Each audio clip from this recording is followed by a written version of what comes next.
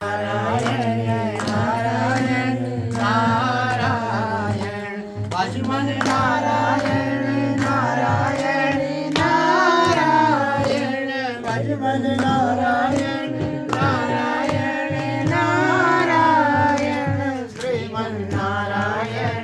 सब बोलेंगे दोनों हाथ की सेवा। नारायण विष्णु नारायण नारायण नारायण विष्णु नारायण नारायण नारायण लक्ष्मी नारायण नारायण नारायण सत्य नारायण नारायण नारायण सब जग नारायण नारायण नारायण सब जग नारायण नारायण नारायण श्रीमन नारायण नारायण नारायण भजमन नारायण नारायण नारायण। बोल नारायण भगवान की जय। तो वाचा आगे चलकर सज्जनों शौनक आदि ऋषियों ने वेद व्यास जी को प्रणाम किया और प्रणाम करते हुए कहा कि भगवान ये सुंदर जो भाव है, अब आगे की कथा भी हमको आप श्रवण करा दीजिए। अब व्यास जी कह रहे हैं, हे शौनक आदि ऋषियों, इसी वंश में आगे चलकर एक मूर्धज नाम का राजा था, जिसके धन धन्यातिका अनुष्ठानम सर्व शक्सो विशारदा, जिसके पास धन इत्यादि की कोई कमी नहीं थी, नौकर चाकरों की कमी नहीं थी, धन ज्ञान की कमी नहीं थी, मात्र कमी थी तो उसके घर में कोई संतान नहीं थी। आज राजा की जो पत्नी थी बड़ी सुंदर, भगवान की गुणगान भक्ति भाव करने वाली। आज राजा में वह राजा हमेशा गरीबों को सहायता करता था और किसी अनुष्ठान इत्यादि से धन का दान करता था। मन में विचार आया और पत्नी से कहा कि हे प्रिय, मैंने इतना प्रकार का यत्न किया मगर हमें कोई फल की प्राप्ति नहीं मिली। बोला चले हम इस नगर को छोड़कर कहीं और चलते हैं। राजा ऐसे मन में विचार करने लगा। पत्नी से कहा, पत्नी ने कहा कि हे राजा ना, जब हमारे भाग्य में जरूर होगी सोचते हैं, और क्यों क्या हम इसको यहाँ से शरीर का त्याग करके इस स्थान का परिवर्तन करके क्या हमें संतान की प्राप्ति हो जाएगी ना? नहीं। मगर सज्जनों जैसे दोनों जा रहे थे, साक्षात भगवान विष्णु ने ब्राह्मण का रूप धारण किया और उन्हें दर्शन दिए। राजा ने उन्हें प्रणाम किया, क्योंकि राजा क्या है, ब्राह्मण का बड़ा सम्मान करता था। साक्षात भगवान विष्णु ने कहा कि हे नारायण, आप राजन क्यों परेशान है? सारी व्यथा भगवान को समान। मेरे पास धन की कमी नहीं है, मेरे पास ये कमी नहीं है, अगर कमी है तो मेरे घर में कोई संतान नहीं है, क्या करें? तब भगवान ने कहा, नमो ब्रह्मण्य देवाय गो ब्रह्म हिताय च जगद्विताय कृष्णाय गोविंदाय नमो नमः। ये भगवान, हे ब्राह्मण देवता, आप मेरा प्रणाम स्वीकार करें। बोला कथम वाक्या, अरे कुतर गच्छति, कहाँ जा रहे हैं, क्या बात है, क्यों चिंता कर रहे हो? तब पूरी व्यथा सुनाई। धन धनादिकं दृष्टा मम ग्रास्तु द्वादिनम गृहस्थम जीवनम देव्यो बाला सुखम विभोहिता। ये मेरे घर में बाल नहीं है, मेरे घर में कोई संतान नहीं है, और मैं संतान की प्राप्ति के लिए आप एक ब्राह्मण हैं, आप देवों के देव महादेव हैं, आप ही बताएं कि मेरे भाग्य में संतान है, मैं क्या करूं? भगवान को बड़ी दया आई। भगवान क्योंकि वो तो साक्षात कौन है, त्रिकालदर्शी है। उन्होंने देखा, उसके मस्तक की रेखा देखकर बताया, अरे तू बोला संतान की कामना करता है, तेरे भाग्य में तो 7 जन्म तक संतान नहीं है। मगर ब्राह्मण देवता जानते हैं कि अगर मैं इसके बताऊंगा तो इस शरीर का त्याग कर देगा। बोला ठीक है। उन्हें बताया, अरे तुम चिंता मत करो, मन वांछितम बलम दिष्टा भगवान सत्यनारायण, अगर मन वांछित फल की कामना चाहते हो तो तुम भगवान सत्यनारायण का व्रत करो, तुम भगवान सत्यनारायण की कथा करो और जाओ पत्नी को साथ में लेकर भद्रशिला नदी के तट पर भगवान सत्यनारायण का कथा का स्मरण करो। राजा ने मन में विचार किया और राजा ने सोचा कि ठीक है, मैं इसको भी करके देख लेता हूँ, क्या पता, क्योंकि राजा जानता है कि ब्राह्मण है और ब्राह्मण की जो वाणी होती है, ब्राह्मण क्योंकि ब्राह्मण क्या है, देवता के समान है, और राजा बड़ा सम्मान करता था। अरे बोला अवश्य मेरी कामना पूर्ण हो जाएगी। दोनों पति पत्नी गए और साथ में सारा काम लेकर भद्रशिला नदी के तट पर और सुंदर ढंग से संकल्प किया और कहा कि भगवान जब तक मेरे घर में संतान नहीं होगी मैं यहाँ से घर नहीं जाऊंगा। देखो ये बड़ा क्या होता है, त्याग। इसलिए मनुष्य संकल्प जब संकल्प लेता है, अगर आप बड़े भाव के साथ भगवान को भजोगे ना तो भगवान को मजबूर होकर आना पड़ेगा। और फार्मोटी करोगे ना तो फिर भगवान भी सब समझते हैं। विनाश काले विपरीत बुद्धि, इस प्रकार आजकल हो रहा है ना। आजकल क्या हो रहा है कलयुग में, देख रहे हैं हम, किसी के पास समय नहीं है, किसी के पास नहीं है, किसी के पास टाइम नहीं है, किसी के पास नहीं है। क्यों? कि सब अपने जीवन में अपनी लाइफ में सारे व्यस्त हैं। मगर भगवान कहते हैं कि भगवान ये नहीं कह रहे कि आप सब चीज छोड़कर मेरे पीछे लगो, ऐसा नहीं। आप जहां पर भी हैं, जैसी अवस्था में भी हैं, 5 मिनट जरूर परमात्मा के लिए निकालने चाहिए सज्जनों। अरे इतना है, ये अगर मनुष्य जीवन हमें प्राप्त मिला है तो ये बड़े से प्राप्त है। हमारा ये शरीर क्या है, ये सांसें बंद हो जाएगी तो छोड़ देंगे तो गल जाएगा, गाड़ देंगे तो सड़ जाएगा, चिंडे तो कौवे खा जाएंगे। मगर क्या है, पशु का शरीर तो तब भी काम आता है, ये मनुष्य शरीर क्या है, कोई काम नहीं आता है। इसलिए शरीर जब तक ये जीवन है, जब तक सांस है, तो मन ज्ञान इंद्रिया है, सत्कर्म करते रहना चाहिए, परमात्मा का कीर्तन करते रहना चाहिए, परमात्मा का भजन करता रहना चाहिए। और जो हो सके तो अपने जेब से दान जरूर करना चाहिए। तनमसेन कर्माणम दुख दारिद्र में होता। अरे दान देने से हमारा जो है वो शुद्ध होता है। अगर मैं सोचूं कि मैं ज्ञान, मेरे ज्ञान से दूसरे का भला हो जाएगा, तो एक दिन जब ये सांस बंद हो जाएगी तो ज्ञान भी बंद हो जाएगा। इसलिए जब तक सांस है तब तक कर्म करना चाहिए कि मैं सत्कर्म करूं, हम किसी के काम आए, किसी योग्य बने। जब परमात्मा की भक्ति है, और ये कब होगा, जब हम इस कथा को श्रवण करेंगे। अगर मैं सोचूंगा ना कि मेरा ही भला हो, तो ये तो जीवन बेकार है। इसलिए कहा है कि धनम धनानसान कर्मम धन धानोधिकार ने क्या बताया। व्यास जी कह रहे कि विद्या विवाद है। अरे आपके अंदर जो विद्या है उसका आप दान करोगे तो दूसरे का भला होगा। अरे जो धन आपके पास है उसे दान करोगे तो धन क्या है, सही सलामत रहेगा। नहीं तो अगर मैं सोचूंगा कि मैं कमाऊं तो एक दिन क्या हो जाएगा, सड़ जाएगा, कीड़े पड़ जाएंगे, गल जाएगा वो किसी काम। और अगर किसी को दे दिया तो किसी के कम से कम किसी के काम तो आया। इसलिए कहा है कि विद्या विवादाय धनम बनाया। अरे इस प्रकार विद्या का भी दान करना चाहिए। धन का दान करने से धन की शुद्धि होती है, और अन्न का दान करने से मृत्यु विकृति होती है। ये किसने बताया? आज सौनक आज ऋषियां पूछ रहे हैं कि भगवान, ये सुंदर जो आपने भगवान की कथा को हमें श्रवण कराया, हमारा जीवन बड़ा धन्य हो गया, हमारा जीवन आज हो गया। कसान कर्म दुखानम, अरे दुख मेव चा। इसलिए भगवान कहते हैं कि सारा दिन आप मेरी पूजा मत करो, आप दिन में एक बार 5 मिनट जरूर भगवान के लिए निकाले, वही उसी में परमात्मा की प्राप्ति है। आज दोनों ने किया, आज भगवान ने उसे आशीर्वाद दिया और दोनों पति पत्नी पूजा करने लगे। कई दिन बीतने जाने के बाद आज राजा के घर में संतान की प्राप्ति हुई। राजा बड़ा खुश हो गया और भगवान का धन्यवाद करने लगा। बोल सत्यनारायण भगवान की जय। हे भगवान, आप बड़े धन्य हैं। आज दोनों पति पत्नी बड़े खुश हो गए। उसी समय वहां पर एक साधु नाम का वैश्य कहीं से जा रहा था। दोनों पति और पत्नी को देखा, उनके पास अपनी नौका को लगाया और पूछने लगा, महाराज आप यहाँ क्या कर रहे हैं? राजा ने कहा कि वैश्या, मेरे घर में कोई संतान नहीं थी और संतान की प्राप्ति के लिए मुझे किसी ब्राह्मण देवता ने ये भगवान सत्यनारायण जी का व्रत बताया और आज मेरे घर में संतान हो गई है। आज वैश्य ने मन में सुना और कहा, क्या ये सत्य है? बोला हाँ। अब वैश्य ने मन में विचार किया, तो क्योंकि सज्जनों वैश्य के घर में भी कोई संतान नहीं थी, वैश्य ने भी संकल्प कर दिया कि मैं भी इस व्रत को करूंगा। घर में जाकर अपनी पत्नी को व्रत के बारे में बतलाया। वैश्य की जो पत्नी थी उसका नाम क्या था? लीलावती। सुनो लीलावती नाम है, सुन छे खत्म है। पंडित जी शॉर्ट करते नहीं मना है ना। तो लीलावती नाम सुना ना कथा में? अरे कई कथा में, सत्यनारायण की कथा में लीलावती सुना आपने, नाम आया है ना। हाँ, तो वही लीलावती। कौन सी?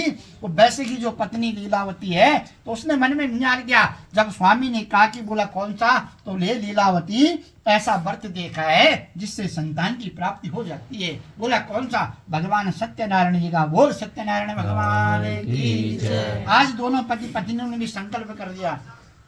सज्जनों, जब उन्होंने संकल्प कर दिया और कहा कि भगवान हमारे घर में कोई संतान नहीं है, अगर हमारे घर में भी संतान हो जाएगी तो हम भी अपने घर में बड़े धूमधाम से पंडित जी को बुलाएंगे और कथा करेंगे।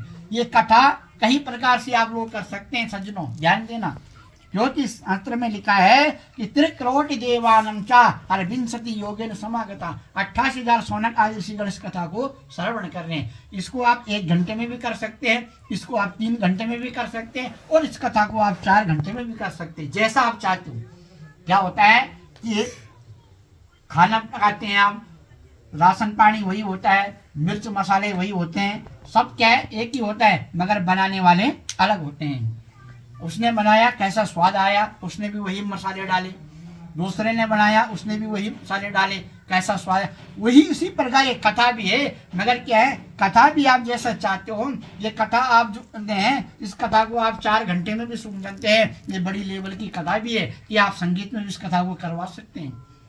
उसी प्रकार क्या है, धन धनानंदिकानम सर्व दुष्टोधिकारणम, बड़े संगीत के साथ हम इसको साजबाज के साथ कथा को श्रवण करते हैं। तनान कर्म दुखानम, जैसे आप चाहो वैसे आप कथा को कर सकते हैं। आज लग्नाल ने मन में विचार किया तो वैसे कह रहा है कि हम भी अपने घर में कथा करेंगे। राजा ने तो कहा कि मेरे घर में संतान हो जाएगी तो मैं बड़े धूमधाम से अपने घर में कथा करूंगा। आज वैसे कह रहा है कि भगवान हमारे घर में संतान हो जाएगी तो हम भी अपने घर में कथा करें। मात्र क्या है, परमात्मा को हम भजन करेंगे, परमात्मा को हम मनाएंगे। तो अपना अपना भाव है, कोई किस भाव से मनाता है, कोई कैसे कर सकता है, वो सबका अपना अरे। आज सज्जनों जब देखा तो धीरे धीरे दोनों पति पत्नियों ने व्रत करना प्रारंभ कर दिया। व्रतानम ब्रह्मते दृष्टा सज्ञोर वंदे मुनुच्यतम सत्यनारायणम देवम कथितम सुख सागरो। समय बीतता गया, 10वें महीने में वैश्य की पत्नी ने सुंदर एक कन्या को जन्म दे दिया। तत्र जामतादिष्टानम ब्रह्म दुष्टोधिकारणे। आज वैश्य बड़ा प्रसन्न हो गया, ये भगवान मेरे घर में संतान हो गई है और साक्षात मुझे रत्न की प्राप्ति हुई है, कन्या की प्राप्ति हुई है। भगवान का धन्यवाद करने लगा। तत्र नामकरण संस्कारम। धीरे धीरे जब क्या है नया मेहमान आता है, बच्चा होता है, तो उसके बाद क्या होता है 11वें दिन में नामकरण हम करते हैं। इसलिए नामकरण का विधान भी बताया है। ठीक है, हम लोग गृहस्थी हैं, हमने गृहस्थ में कई कार्य करने हैं, कहीं करना है, तो हम लोगों को लिए क्या है, शास्त्रों में बड़े बड़े ऋषियों ने, बड़े बड़े मुनियों ने निचोड़े निकाला है कि हम लोग 11 दिन में शुद्ध हो जाए। वैसे नियम क्या है, 108 दिन में क्या है शुद्ध होता है आदमी। जब वही नक्षत्र 108 दिन भर कर आए, भगवान का नामकरण 108 दिन में हुआ। मगर क्या है, इसलिए 11 दिन हम गृहस्थियों के लिए है कि हम गृहस्थियों ने घर में कई प्रकार के कार्य करने हैं, तो गृहस्थियों के लिए बताया कि 11 दिन में आप क्या है सूतक से निवृत्त हो जाते हैं। तो इसलिए 11 दिन का विधान बताया। तत्र नामकरण संस्कारम, नामकरण का धीरे धीरे मणि हुई। अब वैसे ने मन में देखा, बोला क्या हुआ, कन्या तो हो गई है। धीरे धीरे जब उसका नामकरण करने का समय आया तो बोला मैं ब्राह्मण को बुलाऊंगा, तो पंडित जी को बुलाऊंगा, तो फिर दक्षिणा देनी पड़ेगी, और दक्षिणा दूंगा तो खर्चा हो जाएगा। क्योंकि समय कैसा है देखो, लोभस्य किम कारणम, लोभस्य पाप कारणम। जब हमें आवश्यकता है तो हम परमात्मा के दर दर जाते हैं, और जब हम सब चीज से ठीक ठाक है ना तो भगवान को हम पूछते भी नहीं है, सर भी नहीं झुकाते हैं, ये निश्चित है। इसलिए क्या है, क्योंकि आज हमारा समय है, आज वैसे इतने में ही बदल गया, क्योंकि उनके मन में लोभ भर गया। कहा कि बार बार मैं ब्राह्मण को बुलाऊंगा तो नामकरण होगा, तो पंडित जी को कुछ देना पड़ेगा, इसलिए उसका अपना आप नामकरण रख दिया। बेटी का नाम क्या रख दिया, लीलावती।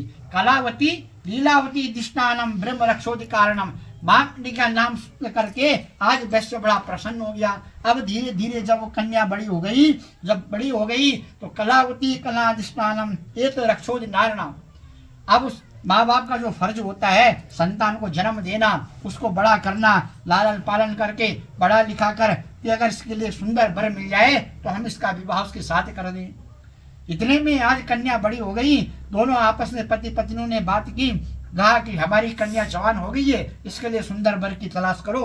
तुरंत वैसे गया राजा के पास और राजा को बतलाया कि हे राजन, मम कन्याम शीघ्र वरम वेदा शेष विष्टान कारणम गृहस्थ धर्मम तु देवानम विवाह कार्यान्तु हे नवे। हे राजन, मेरी कन्या के लिए श्रेष्ठ वर की तलाश करो। अरे अगर कोई सुंदर मिले, बाणिक पुत्र मिले जो दिखने में भी बड़ा सुंदर हो, बहुत बड़ा व्यापार भी हो, अच्छा हो, जैसे आजकल लोगों की सोच चल रही है ना, सब चीज ठीक ठाक होना चाहिए, उसी प्रकार ये कथा आज की नहीं है। ये कथा बहुत की है। हम और आप तो कल के जीव हैं, कल के मनुष्य हैं। इस कथा को बड़े बड़े ऋषियों ने इसको श्रवण किया है, बड़े बड़े मुनियों ने गाया है। इसके अंदर तो मात्र क्या है, रस ही रस है। कैसे वेद व्यास जी ने बड़ा सुंदर भाव से श्रवण कराया कि हे सौनक आदि ऋषियों, आप ध्यान पूर्वक ग्रहण करें। निगम कल्पतरोर्गलितं फलं सुखमुखादवृतं द्रवसंयुतं पिबत भागवतं रसमालयं मुहुर्हो भुवि भाविका रसिका। अरे कथा कैसी है, निगम कल्प तरोर गलितम फलम। ये तो एक क्या है, बड़े बड़े ऋषियों ने इस कथा को गाया है, बड़े बड़े मुनियों ने उसको स्मरण किया है, और हम और आप तो कल के जीव हैं, हम तो अब इसको श्रवण कर रहे हैं। तो इसमें सारा क्या है, रस ही रस है। इसमें क्या है, कहीं गुठली का नाम नहीं है। आप जिस प्रकार आप फल खाते हैं, आम का फल, आम के अंदर क्या होती है, गुठली, मगर इसके अंदर तो गुठली भी स्वाद है, गुठली में भी रस ही रस है। ये जो कथा क्या है, ये धर्मात्मी कथा है। ये धर्म को जोड़ने वाली, धर्म को सिखाने वाली, गृहस्थ को आने वाली कथा। सारा इसके अंदर क्या है, सारा धर्म ही धर्म बताया है। ये कथा ऐसी है। कल्प तरोर गलितम फलम सुख मुखाद वृद्धर्भ संयुतम। अनेक प्रकार की ये भी देवताओं का मांस में है। मन में कामना की, आज जब वैश्य ने कामना की और अपने कन्या का नामकरण स्वयं कर दिया, उसका नाम कलावती रख दिया, माँ का नाम लीलावती रख दिया। आज धीरे धीरे मणिवी राजा को दया आई, राजा ने अपने चारों तरफ सैनिकों को भेजा और वहां पर एक सुंदर किसी नगर में जाकर, एक कांचनपुर नाम का नगर था, वहां पर एक सुंदर बाणिक पुत्र था जिसका बहुत बड़ा व्यापार चलता था। राजा के सैनिकों से पकड़कर राजा के पास लाए और राजा ने वैश्य को बुलाया, वैश्य ने अपने भाई बंधुओं को बुलाया और अपनी कन्या का विवाह उसके साथ कर दिया। बोल सत्यनारायण भगवान की जय। विवाह भी कर दिया, तब भी कथा करना भूल गया। कथा नहीं की कि कथा करूंगा तो खर्च हो जाएगा, बढ़िया जिसको बोलते हैं ना, उसी का है। इसलिए तथा नसेन कर्माणम, तो भगवान भी कैसे हैं। इसलिए कभी ये मत समझना कि मैं चालाक हूँ, मेरे से भी ऊपर क्या है और चालाक है। कभी ये नहीं सोचना कि हम चालाक हैं, हमारे से ऊपर भी कोई और बैठा हुआ है। इसलिए कहा कि कवन सो काज कठिन जग माही, अरे जो नहीं हो ताद तुम पाई। हे हनुमान जी महाराज, आप बलवान हैं, अरे कोई काम ऐसा नहीं है कि जब हम आपका श्रवण करें और आप उसको कर नहीं सकते। बड़ा सुंदर भाव बतलाया ये मिंद। इसलिए कभी ये नहीं समझना कि मैं चालाक हूँ, ध्यान देना फिर। इसलिए विनाश काले विपरीत बुद्धि, जब काल का विनाश होता है तो अच्छी अच्छी चालाकी भी फेल हो जाती है। आज मन में विचार किया और जब ऐसा देखा कि बोला क्या बात, तसानम कर्म दुखानम, अरे दुख देव बेवचा। आज मेरा हो गया, विवाह भी कर दिया और विवाह करने के बाद कथा करना भूल गया और जवाई के साथ चले गए, ससुर जी भी व्यापार के लिए। बोला ठीक है, सारा काम सस्ते में हो गया, निपट गया, अच्छी बात है। मगर सज्जनों, अगर आप कितने पर्दे बंद कर दो, कितने दरवाजे ढक लो, कितनी खिड़कियां बंद कर लो, मगर सूरज की जो किरणें होती है वो अंदर प्रवेश कर ही लेती है। इसलिए हर जगह परमात्मा है। आप ये नहीं सोचना कि मन्नत मांगी हमने टीरी गढ़वाल में और पहुंच गए हम पौड़ी गढ़वाल में, अरे भगवान को क्या पता, हर जगह परमात्मा विराजमान है। अगर कभी आपने कई कामना की और वो कामना आपकी पूर्ण हो जाए तो आपको भी अपनी कामना कर देनी चाहिए। आपने कहा कि भगवान मेरा ये काम हो जाए, और काम तो हो गया और जो आपने कहा था वो करना आप भूल गए, तो फिर तब भगवान तब क्या देता है, दंड देता है। तब विनाश काले विपरीत बुद्धि, तब जगह जगह जाना पड़ता है चावल लेकर, जगह जगह चक्कर काटने पड़ते हैं 84 के। इसलिए क्यों ऐसा कर्म करें। अरे सच्चा अगर विश्वास है तो उस परमात्मा में विश्वास रखो। हमारी प्रवृत्ति, हमारा धर्म इसीलिए नष्ट हो रहा है कि हम अपने संस्कार को, अपनी प्रवृत्ति को छोड़कर दूसरे की संस्कृति को अपना रहे हैं। तभी हमारे धर्म में वहां पर क्या है, अनेक प्रकार की दिक्कतें हो रही है। ये समझो, हम क्या है, हमारा हिंदुत्व है, ये हिंदू धर्म को बचाना हमारी कर्तव्य है। और हम ये कथा बार बार कहते हैं अपनी कथाओं में कि हमारे जो संस्कार है उसको ग्रहण करो। आजकल बच्चा पढ़ लिख कर बहुत बड़ा आदमी बन जाता है, मगर उसे ज्ञान नहीं पता कि हमारी कर्म कांड क्या है, हमारी पूजा में क्या है। अगर हम बोलते हैं कि बेटा जब दुर्वा लेके आ, तो 10 बार पूछता है कि पंडित जी क्या, तब बोलना पड़ता है कि हरी घास, क्योंकि माँ बाप ने संस्कार नहीं दिए। पैसा तो खर्च कर दिया, विज्ञान तो कर दिया, मगर संस्कार कौन देगा? ये सज्जनों, संस्कार भी परिवार से जाते हैं। डिग्री अपनी जगह में है, पढ़ाई अपनी जगह में है, और अपने कल्चर अपनी जगह में है। सबसे बड़ी हमारी जो डिग्री है वो हमारा ये संस्कार है। ये कथा मैंने आपको बताया, ये कथा जोड़ना सिखाती, तोड़ना नहीं। रोज हम जन्मदिन पूछते अपने बच्चों के, और उसके क्या है, उसी वर्ष में उस मूर्ति को हम क्या फूंक मारकर उसके जीवन में अंधेरा कर देते हैं। क्या ये हमारी संस्कृति है? नहीं, हम ये नहीं कहते। हमारा कर्म दुखानम दुख दारिद्र में बचा। अरे हम दूसरे की धर्म को अपना रहे हैं, दूसरे की मांगे का हम ज्ञान कर रहे हैं। ये क्या है, हमने पहले ही उसके जीवन में अंधेरा कर दिया, तो उसके जीवन में कैसे उजाला होगा? अरे ठीक है, ये हमारी संस्कृति नहीं है। बच्चे के जन्मदिन के दिन सुंदर ब्राह्मण को बुलाना चाहिए और 9 ग्राम का दान करना चाहिए। अगर ब्राह्मण को न बुला सके तो मंदिर में जाकर उसके हाथ से थोड़ा सा भोग लगा दीजिए, किसी को दान करा दीजिए। ये सबसे बड़ा जन्मदिन की पूजा है। ये नहीं कि हम दुनिया भर का पैसा होटलों में खर्च कर दे। और तसान कर्म दुखानम ब्रह्म दुष्टोति कारणे। सज्जनों, प्रवृत्तियां भी ऐसी होती है, आज नहीं तो कल जरूर उसका आपको क्या है फर्क मिलेगा। ये सत्य है।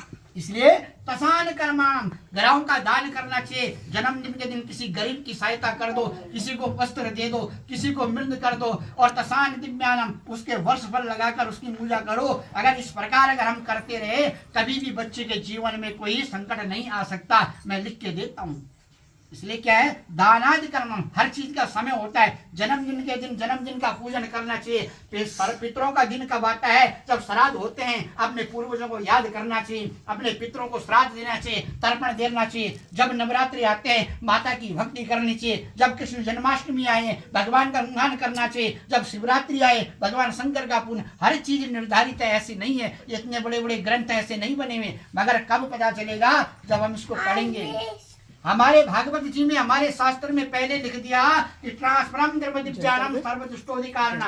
आजकल के विज्ञान है, आजकल के साइंटिस्ट को अब जाके पढ़ के अब रिसर्च करके पता लगा रहे हैं। हमारे शास्त्र में भागवत जी में 500 साल पहले लग दिया कि ये जो अयोध्या जो द्वारिकापुरी समुद्र के अंदर है। आज हमारे बड़े बड़े डॉक्टर रिसर्च कर रहे हैं कि इसकी संतान नहीं, कोई चिंता करने वाली बात नहीं है। वहां पर क्या है, गर्भ ट्रांसफर हो जाएगा। अरे यहाँ पर पहले ही भागवत जी में लिख दिया, भगवान ने जन्म किसके गर्भ में लिया? रोहिणी के, और उसे कहाँ भेज दिया? यशोदा के यहाँ। तो सब क्या है, ये प्रवृत्ति है। जब हम इसको पढ़ेंगे लिखेंगे तो सारा मिलेगा। तो ये हमारा जो धर्म है, ये शास्त्र ये पहले ही है। इसलिए अगर हम दूसरे को धर्म को अपनाएंगे, जो बड़े बड़े साइंटिस्ट बने, बड़े बड़े डॉक्टर बने, वो भी यहीं से बने हैं। सिर्फ नजरिया अलग है। हम कर्मकांड हम मंत्रों से करते हैं। ये आपने 9 ग्राम की पूजा की, इस 9 ग्राम में पूरा शरीर पूरा क्या है, वृत्तांत समाया हुआ है। पूरा मनुष्य का जीवन से लेकर मरण तक का, कौन से ग्रह किस भाग को देखता है, कौन सी दृष्टि किसको देखता है, कौन सा, ये भी एक विज्ञान है। मगर सज्जनों क्या है कि तनान सेन कर्माणम धर्म रूपे समागत, कहा कि हम दूसरे को धर्म को अपनाएंगे तो वहां पर दिक्कतें आएगी। अपने धर्म को छोड़कर, अपनी देवी देवताओं को छोड़कर, अपने बड़े बुजुर्गों का सम्मान नहीं करेंगे तो वहां पर अनेक प्रकार की विपदा आएगी। इसलिए कहा है विपदम विपदा तिष्ठा धेनु सागरम समंगितम अमंगलम सर्वदेवानम धर्म रक्षतु धरिता। इसी कारण का है कि यदि तो आप हमारे धर्म की रक्षा करो। और ये संस्कार हमें कब होगा?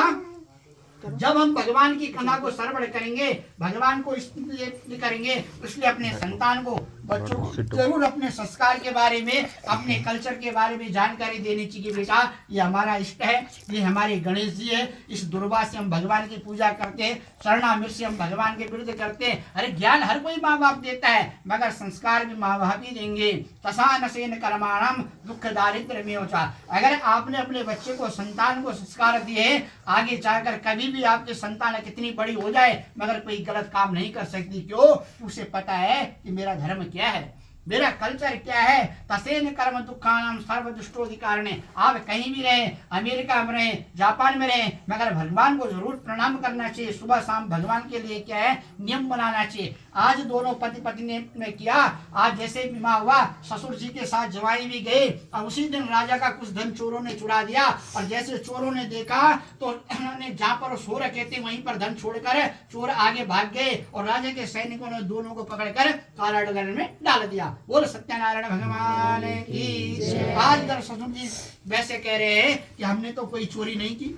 ये सजनों देखो, भगवान ने कहा तीर चलाया। वैसे ने कहा था कि मेरे घर में संतान होगी तो कथा करूंगा, संतान भी हो गई, विवाह भी हो गया और नंगा। आज धन किसी और ने चुराया तो भगवान ने उसे दंड दे दिया, उसे कारागार में डाल दिया। मगर भगवान को दया आई। दलिदिष्टानि कर्माणं च सत्यम देवोतु कारणम दुखम समित देवानां प्रभतम ब्रह्मलज्जया।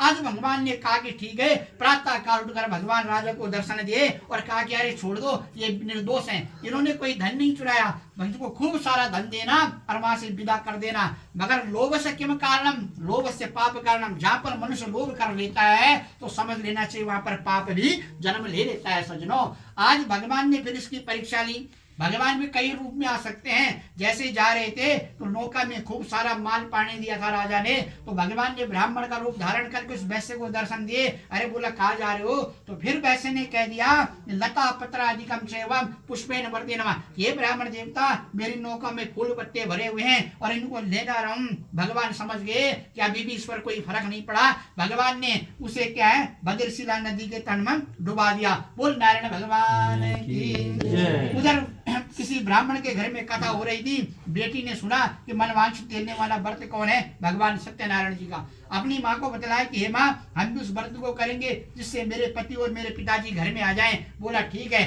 अंते समय गता जिष्णानां ब्रह्म दुखोदि कारणे। व्रत करते करते नारद जी गए और नारद जी ने बोला कि चिंता मत करो, साथ में खूब सारा धन लेकर आ रहे हैं। जैसे बताया, आज वैसे ने अपनी गलती याद आ गई कि मैंने कभी संकल्प लिया था कि संतान होगी तो कथा करूंगा, भगवान मुझे क्षमा कर दो। इसलिए कि तन्नसेन कर्माणम, मुझसे बहुत बड़ी भूल हो गई है। आज वैश्य को पता चला, भगवान को कहा कि मुझे यहाँ से बाहर निकाल दो, मैं घर में जाकर पहले कथा करूंगा। भगवान को दया आई, भगवान ने उसे वहां से सही सलामत निकाला और घर में जाकर वैश्य ने क्षमा याचना की और अपने अगल बगल बंधु बांधव सबको सूचना दी। और भगवान अपनी माँ से, अपनी पत्नी से क्षमा याचना की, मुझसे बहुत बड़ी गलती हुई है, मैंने कभी इस कामना की थी कि मेरे घर में संतान होगी तो मैं।